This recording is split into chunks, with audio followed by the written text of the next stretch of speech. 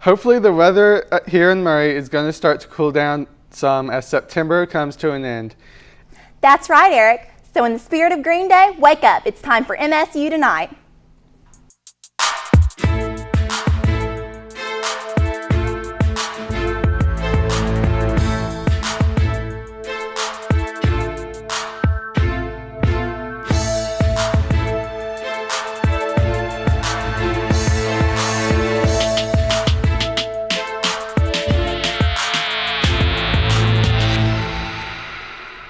Welcome to MSU Tonight. I'm Eric Hedden. And I'm Paige Clanahan. Coming up on the show, I'll be interviewing Professor Lee Wright, who will be organizing the annual journalism workshop for high school students here at Murray State. And then Tyler and Katie will join us to talk about upcoming movie releases in a new edition of Film Forum. But right now, it's time for Hot Topic.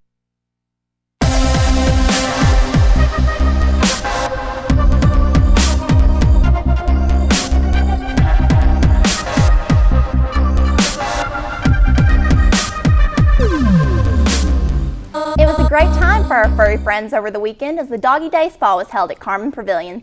The Doggy Day Spa occurs twice every year, once in the spring and once in the fall. The spa brings out dogs of all sizes and the occasional cat. The spa includes bath, nail clipping, and ear cleaning for only $15. This event is hosted by the Pre-Vet Vet Tech Club. The members loved every minute of it.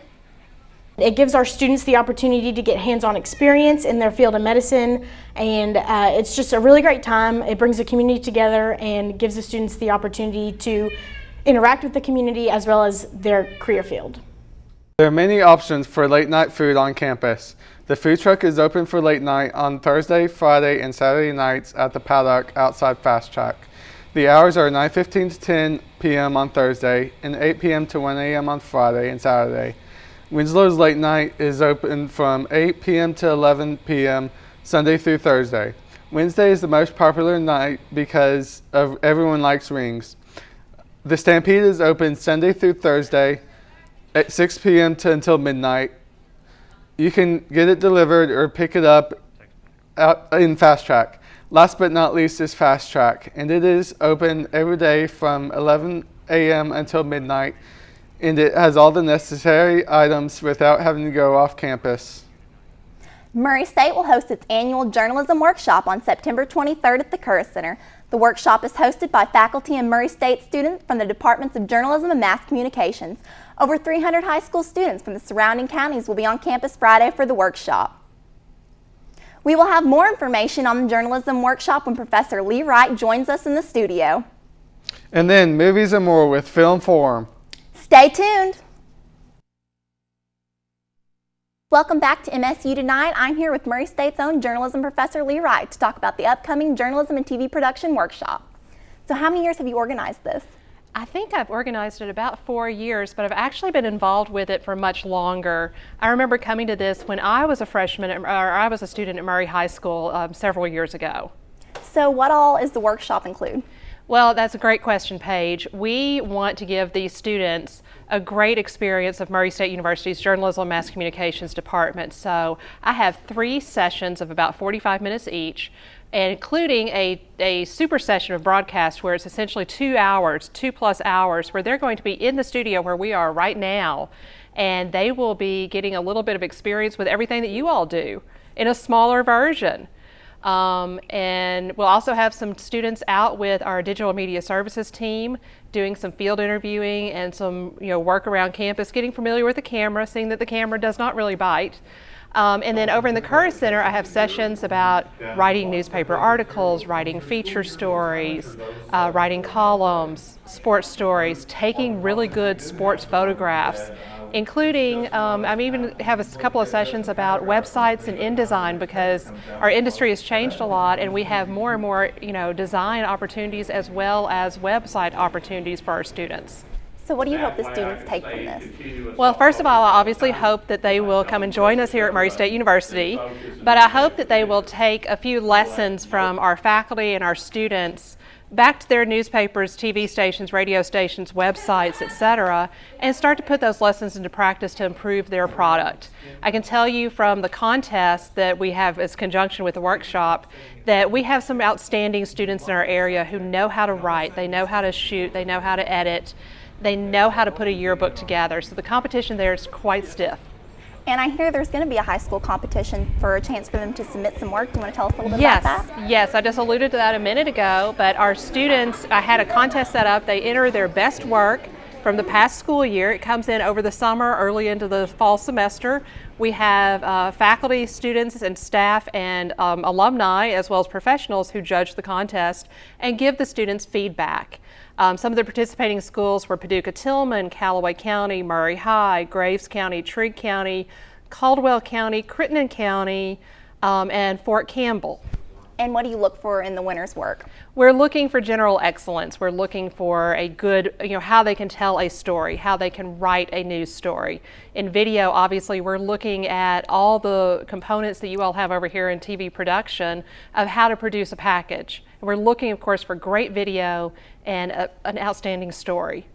Now, are you in charge of any of the sessions, or are you just organizing it? I am just organizing it. I may be helping out with one of my sessions. I have several of my students helping me, so I might pop in and help them.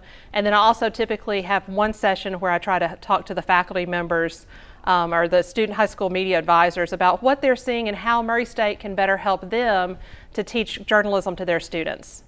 All right, well, thank you so much for your time, Professor Wright. Next up on MSU Tonight, we will have Katie and Tyler to talk about this month's exciting new movie releases after this short break.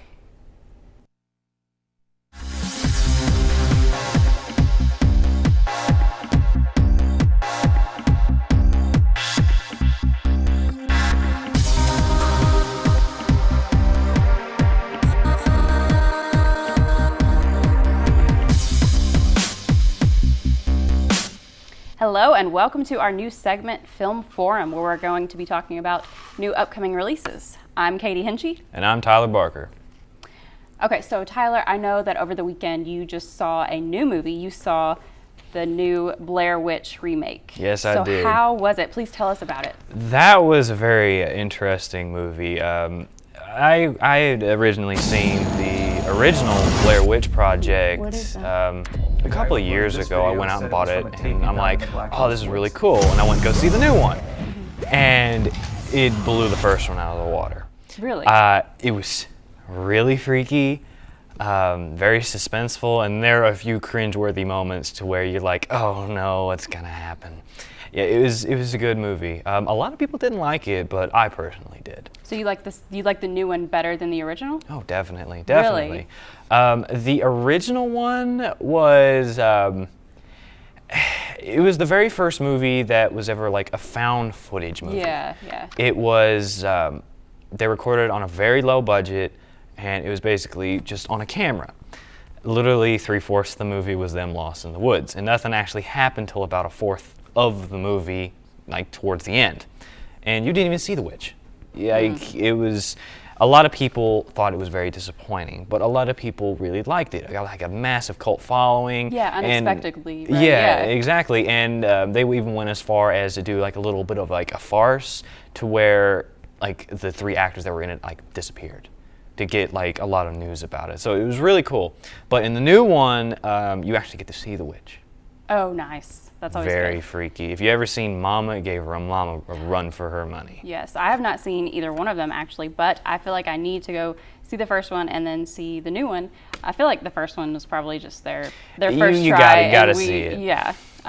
But it did come out a long time ago, so you got to give it that. It's true. It came out in like 1999 or 2000. Yeah, that was 16 years ago. So that was a very long time ago. Okay, so that one is the new scary movie. Our next movie is Miss Peregrine's Home for Peculiar Children. Now, I don't know a whole lot about this one. I've seen a few of the trailers, and that's it. I do know it used to be a book, but that's the only thing I know about it. And I am a total nerd, so naturally I've read all the book series, and the book series is really, really great. It's by Ransom Riggs, and the way he did it is he started a collection of found antique photographs of people, and then he made it into a story.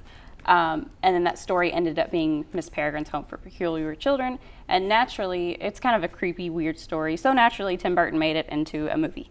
So, and yeah, it's like I said, it's kind of creepy, kind of weird, but I think Tim Burton made it into more of like a family-friendly movie. and it looks really promising. I mean, it's got an awesome cast. It's got Ava Green as Miss Peregrine. It's got Asa Butterfield as Jacob, who he played in The Boy in the Striped Pajamas. Samuel L. Jackson, you can't really go wrong with him. It's a great cast, so I'm really excited for that one. Yeah, I'll definitely have to look into that. I didn't even know it was a book series. I thought it was just one book. Yes, the book is really good. There's tons of pictures, so read the book and then watch the movie. It's awesome. But the next one is an action movie, and you know a lot more about this than I do, and it is the new Magnificent Seven remake. So tell us about that and the background of it. A lot of people are thinking that it's a ripoff of Hateful Eight. It is not. It absolutely is not a ripoff of Hateful Eight. It's actually a remake of an old Western film, The Magnificent Seven. Yes. And the basis of the movie is a town hires 7 gunslingers to defend the town from a group of bandits. And I think the movie originally came out in like 1960. Well, a fun fact about this movie, it was actually based off of another movie that came out 6 years before Magnificent Seven called The Seven Samurai. Right. It has a lot of the same plot. It is actually a Japanese farm village hires 7 ronin, which are masterless samurai, to defend their village from a group of bandits. Now, the plots are similar, but the movies are completely different. Yeah. But the cool thing is that we're seeing movies that came out so long ago are coming back. And people are saying that Seven Samurai and Magnificent Sevens are like one of the 2 best films of all time, even though they came out so long ago. I feel like 2016 is just the year for remakes. Oh, it's everything. We've just remade everything. But you know what? I'm going with it because I've seen the trailer for Magnificent Seven, and it looks awesome. Like I said, great cast: Chris Pratt, Denzel Washington. Like, it just looks totally awesome. So, and I'm not much like of an action movie person, but I will definitely give that one a try because it looks so good. And then the last one is actually a comedy. We're going to lighten up the mood. A comedy called Masterminds, and it comes out September 30th.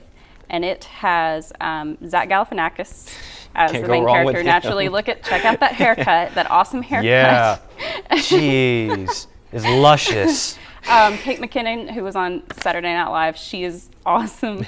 And then Kristen Wiig is also in it, SNL cast. Owen Wilson, Jason Sudeikis.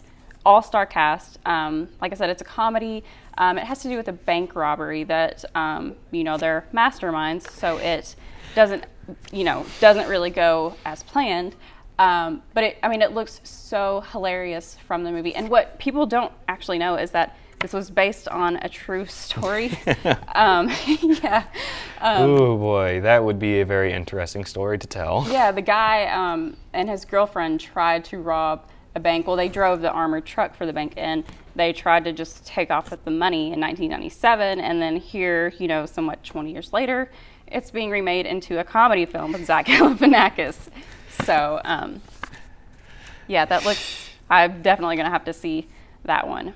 But that is all the time we have for this week's edition of Film Forum. Thanks for joining us. There's more MSU Tonight on the way right after this short break. That's all the time we have for this evening. But before we go, don't forget to check out Cinema International's presentation of Guten Tag Ramon this weekend at the Curtis Center Theater. Thanks for watching, and tune in to MSU Tonight every Tuesday night at 5 on MSU TV 11 or visit us on our YouTube channel. See you next week. Goodbye.